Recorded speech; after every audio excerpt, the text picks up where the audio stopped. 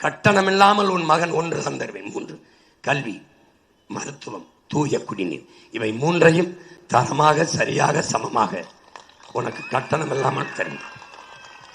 மீது எல்லாவற்றையும் காசு வாங்கிட்டு தான் தருவேன். இலவசம்ங்கிறது எதையும் தரமாட்டேன், எதையும் தரமாட்டேன். படிக்க வைப்பேன், படிப்புக்கேற்ப வேலை கொடுப்பேன், வேலைக்கேற்ற சம்பளம் தருவேன், அதை கொண்டு வாழ்கிற பெருமை மிக்க வாழ்வை தருவேன்.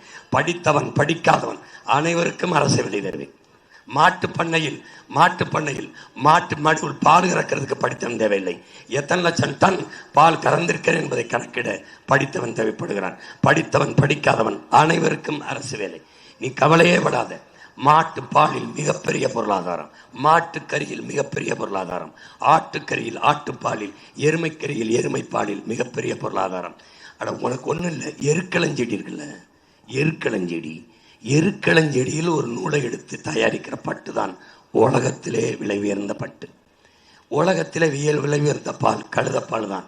நான் கழுத வளர்க்கிறேன், நீ கவலைப்படாத. நான் கழுத பண்ண வச்சு கழுத வளர்ப்பேன். கழுதப்பாலில் தயாரிக்கிற பாலாடை கட்டி தான் இந்த சீஸ் தான் உலகத்திலே விலை உயர்ந்தது. நம்மளால ஏற்றுமதி செய்ய முடியாத எல்லா வளத்தையும் வச்சுக்கிட்டு ஏண்டா வயிறு நிறைய பசி, வீடு நிறைய வறுமை இருக்கு, ஏண்டா 1500க்கு நம்ம ஆத்தாப்ப கையேந்தணும்? ஏன் தெரியுமாடா? மண்ணை மக்களை நேசிக்காத இந்த தருதலைகள்கிட்ட நாட்டை கொடுத்துட்டோம்டா. அதான்டா பிரச்சனை.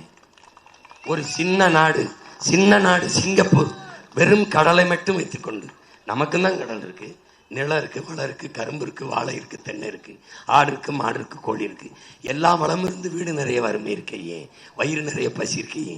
சிங்கப்பூர்ல அது இல்லையே, வெறும் கடல். ஏன்னா அவன் நிர்வாகத்தில் ஊழல் லஞ்சம் இல்லை. இங்க எல்லா வளமும் இருந்து ஊழல் லஞ்சம் இருக்கு. அதனால நம்ம கிட்ட ஒண்ணும் இல்லை. நீ திருப்பி எழுது. உலக சரித்திரத்தை மாத்து, நம்மளை திரும்பி பார்க்க வை. திமுக வெல்வது செய்தி. அவர் ஜெயிப்பார், மந்திரி ஆவார், நீ தோப்பாய், நீ தோற்று போனாய். ரெட்டைகளை ஜெயிக்கும், அவர் ஜெயிப்பார், எம்எல்ஏ ஆவார், மந்திரி ஆவார்.